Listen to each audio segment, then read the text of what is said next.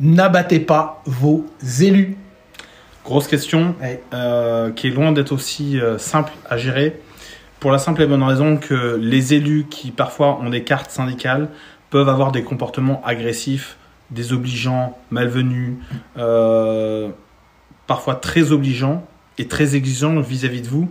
Et donc, vous avez un peu comme ce poil à gratter qui devient désagréable et vous pourriez être tenté de maltraiter vos élus. La grosse difficulté et le gros point de vigilance que vous devez avoir, c'est que dans 99% des cas, vos élus sont les représentants de vos salariés.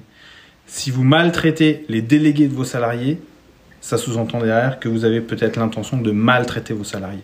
Si vous maltraitez vos salariés, vous maltraitez votre chaîne de valeur. Si vous maltraitez votre chaîne de valeur, il ne sera pas étonnant à la fin de l'année que vous n'avez pas les résultats escomptés pour la simple et bonne raison que vous êtes censé aider vos équipes à obtenir l'objectif qui est le vôtre.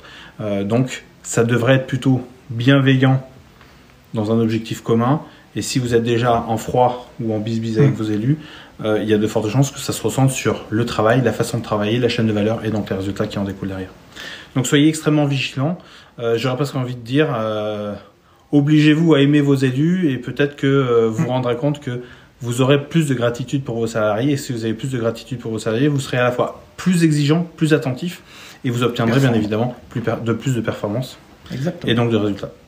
À demain. À demain pour la suite.